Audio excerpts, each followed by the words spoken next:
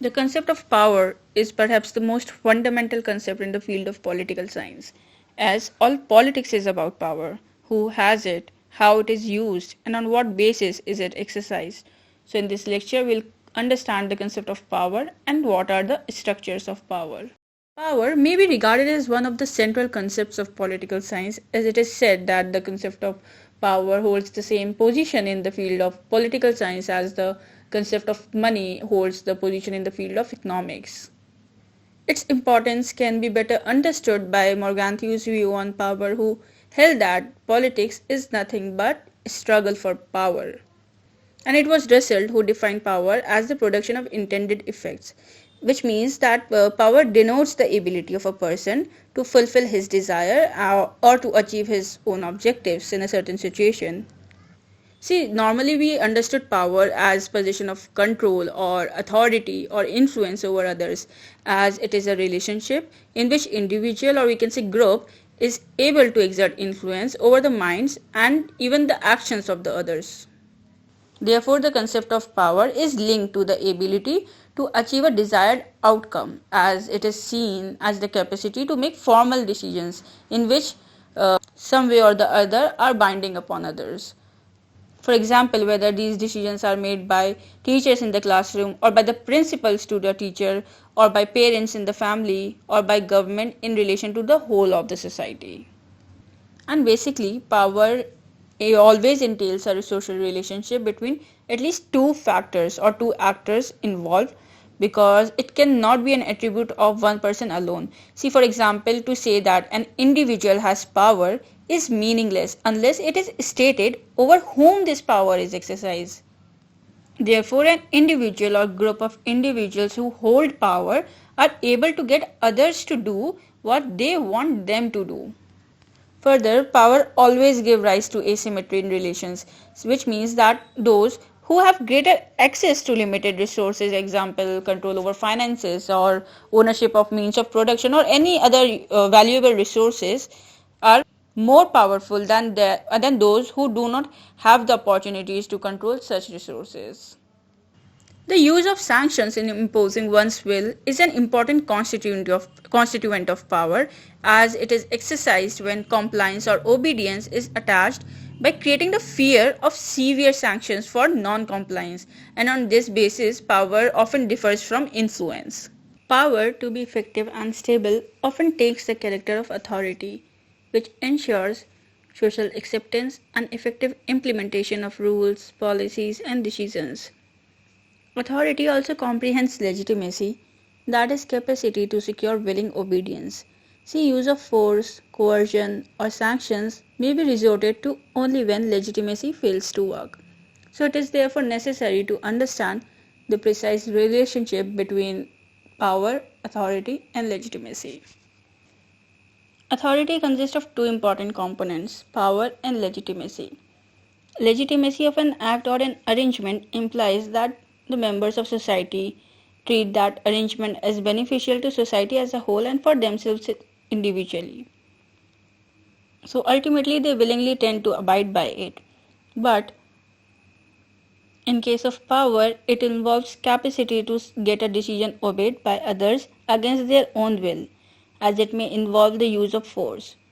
But service or compliance of others will be obtained when they regard the command as right, good, or beneficial. So, the power, in order to be effective and stable, must be accompanied by the capacity to secure willing obedience. While power is based on fear or force, legitimacy is based on respect and willing compliance, in which you don't have to force one to follow certain rules or policy. They do so because they find it beneficial for themselves. Therefore, power and legitimacy play complementary roles in securing obedience to the commands of authority. See, to understand the relationship between power, authority, and legitimacy, we could take an example. For example, in a classroom, a teacher has the authority. Okay, then he asks the students to do assignment. In the class, some students complete the assignment on time and they submit it as they think that it will help them to understand the concept or to score better. So this is what legitimacy does, right? And On the other hand, there are some students who does not complete the assignment on time. So in this case, the teacher uses its powers and threat them to punish if they will not complete the assignment on time. Therefore, these students were not initially willing to do the work, but because of fear of punishment, they complete the assignment given. Therefore, when legitimacy didn't work, the authority make the use of power. Moving on, power relation in a society may be expressed in terms of command and obedience. So if command is based on genuine motivation, it may result in willing obedience. And in such a case, power is accompanied by legitimacy and obedience is rendered with consent. So the power relation and its question takes the form of authority. And on the contrary, if command is based on coercion or threat of punishment, obedience comes from fear, and the power relation takes the form of tyranny, which would eventually, after some time, will lead to rebellion. So, legitimacy is the best instrument to ensure effective and enduring use of power. Now, let's understand the structures of power. By structures of power, we mean identifying the centers or sections in which power is concentrated in a given society.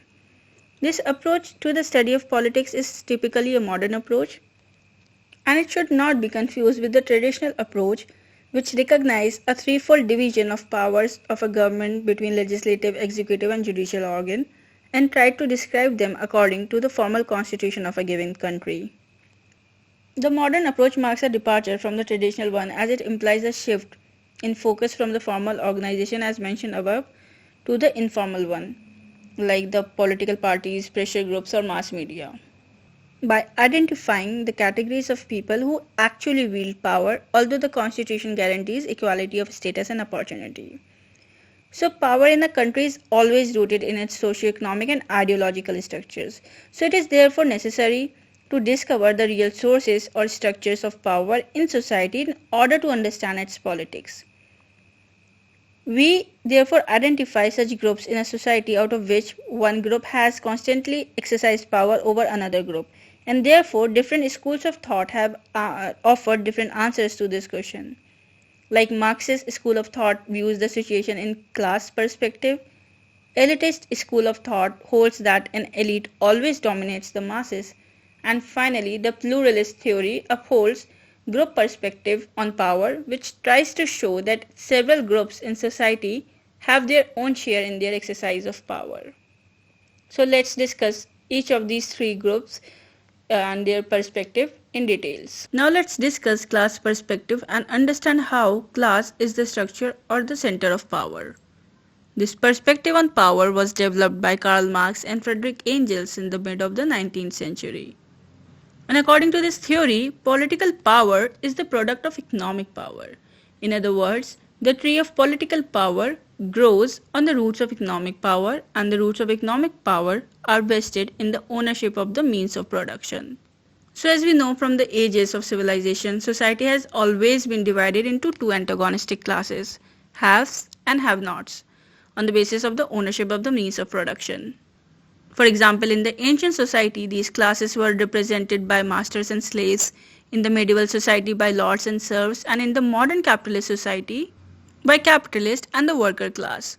So basically this theory recognizes class as the organizing category for exercising power in society and divides society into two respective classes, the dominant class and the dependent class.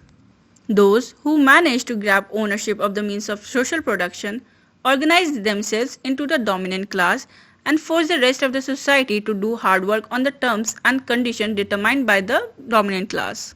So this rest of the society was reduced to the dependent class. And the dominant class resorted to intense exploitation of the dependent class in order to strengthen its power and position. However, it was only under capitalism that the working class found an opportunity to build a strong organization to fight against its oppressors, those who were the capitalists. Because in ancient slave-owning society, the slaves were scattered to distant households with little communication among themselves, whereas in medieval feudal society, the serfs were similarly scattered to distant agricultural states. But it was only in modern capitalist society the conditions of industrial production led to the concentration of workers in big cities. and also with the strong communication between themselves. So they became not only conscious of their strength, but also of their common enemy, the capitalists, which has exploited them so intensely over the years. So the exponents of this theory believe that the class struggle led by the working class would culminate in a socialist revolution, and this would mean overthrow of the capitalism and setting up a new economic and political system in which all means of production would be placed under the social ownership and control, which would eventually result in the emergence of communist society and which would be a classless society. So, according to this theory, it was the dominant class in each society who used to exercise power as they own the means of production, whether it was in ancient society or in the medieval or in the capitalist society. But it was Antonio Gramsci who firstly focused on the structures of domination in the culture of the capitalist society, as he noted that the real source of the strength of the ruling class in the West is manifested in their spiritual and cultural supremacy. So these classes managed to inculcate their value system in the mind of their people through the institution of civil society. Therefore, he identified two structures of domination in the capitalist society. Those were the structures of coercion and the structure of legitimation. So, the structure of coercion was associated with the political society or state, which resorts to coercion or force to maintain its domination, and the whole organization of government comes within this purview. The structure of legitimation includes civil society, which resorts to obtaining consent of the citizens to maintain its domination. As these institutions of civil society like family, school, church familiarize the citizens with the rules of behavior and teach them to show natural respect to the authority of the ruling class, that were the capitalists. So basically these structures lend legitimacy to the rule of the capitalist class, so that even injustice involved in this rule would carry the impression of justice. These structures enable the capitalist society to function in such a manner that the ruling classes seem to be ruling with the consent of the people. And whenever the power is apparently exercised with the consent of its subjects on whom they are ruling, it is called the hegemony. So Gramsci basically believed that the power was not only concentrated with the economic and political structure, but also the crucial role played by the institutions of the civil society. Elite theory of power was advanced in early 20th century.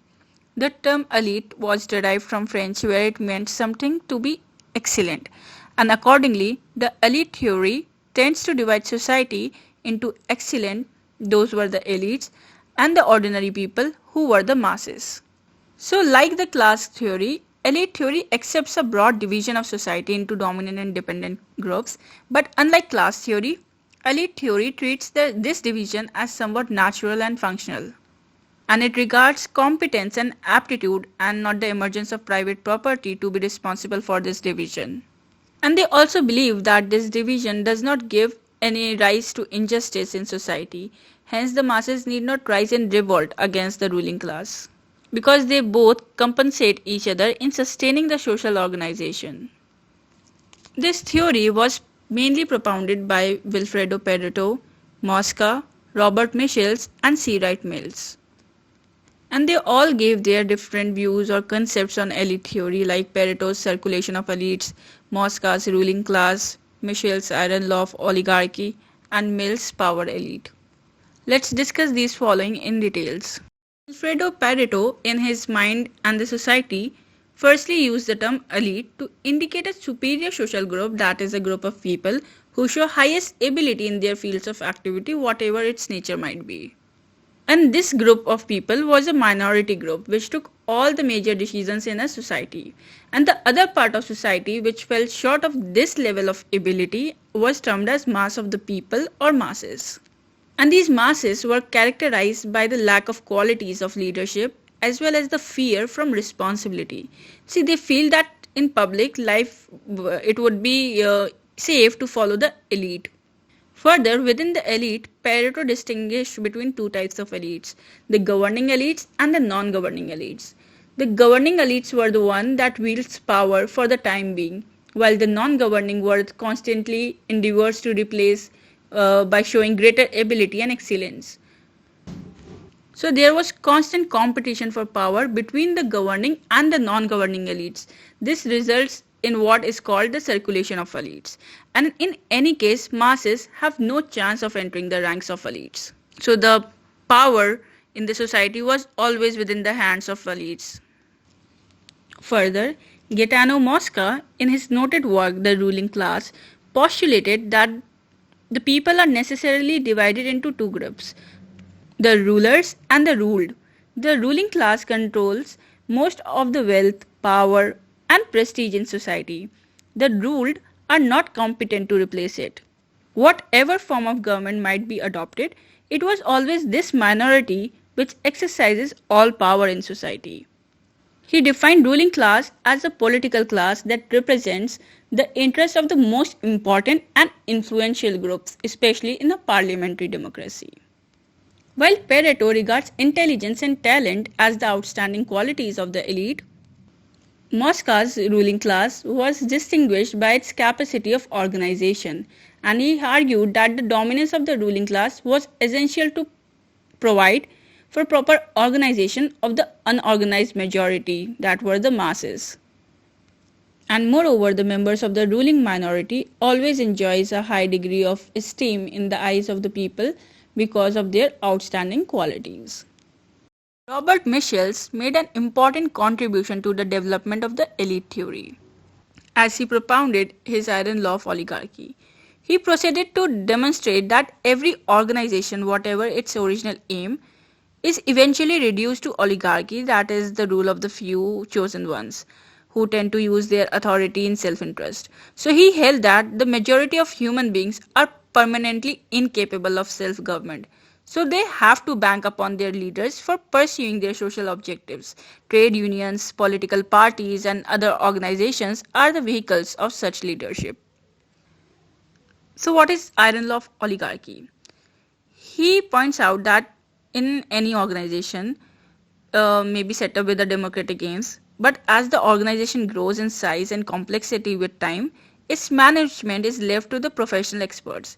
And in due course, these experts or leaders become indispensable for the organization, and they use their manipulative skills, including oratory, persuasion, and playing upon some sentiments of the people in order to perpetuate themselves in power. So they become so prominent by virtue of their expertise and experience that it becomes very difficult to replace them at periodically re-election. So in exercising their undisputed power, they set aside the original aims of the organization. And this growth of oligarchy in every organization is so inevitable as if this process is governed by an iron law. So therefore, this is iron law of oligarchy, in which all forms of government are destined to be reduced in oligarchy. Now let's discuss the power elite by C. Wright Mills.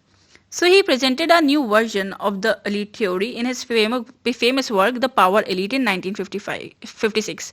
He preferred that the term power elite over the ruling class.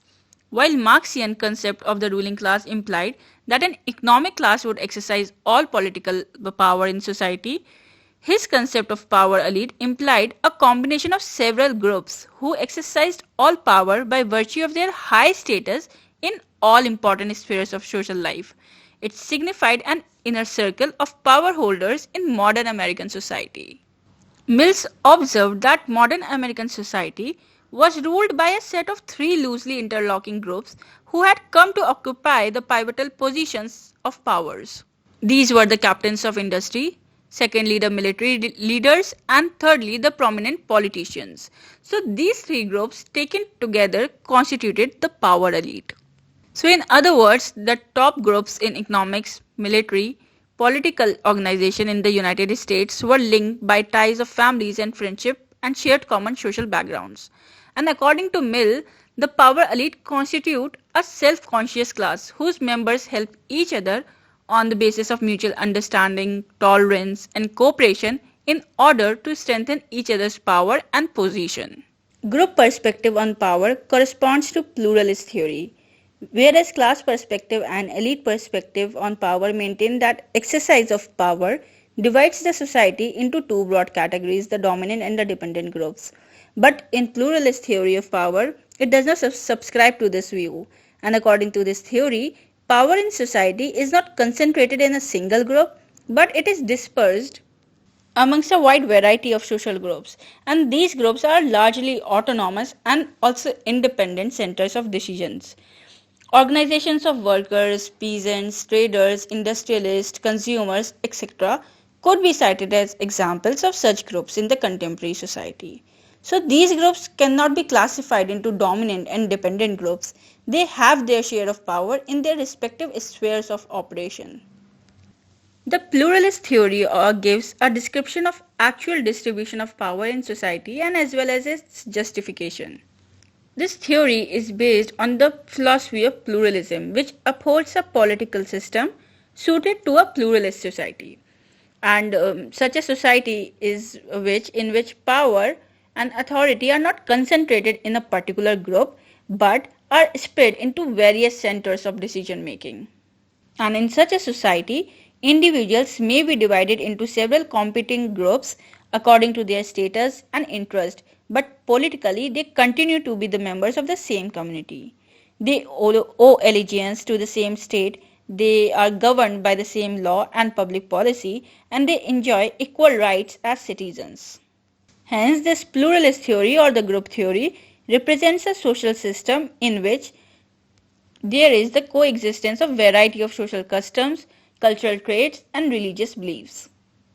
Therefore, several groups in the society possess powers in their own spheres of activities. Now let's discuss this important question which has been previously asked in the GRF political science paper recently, that is C. Wright Mills' Power Elite is a study of the contemporary politics of which country, and the options were China, United States of America, the Soviet Union, and the Great Britain. The correct answer is the United States of America, as we have already discussed. But however, a much similar question has also been asked, that the elite theory was first started in which country? So here the option United States of America would not be right, because it was in Central and Western European countries that the elite theory was first started. And it was only in the case of the power elite that the C. Wright Mills chose to study the politics of United States of America.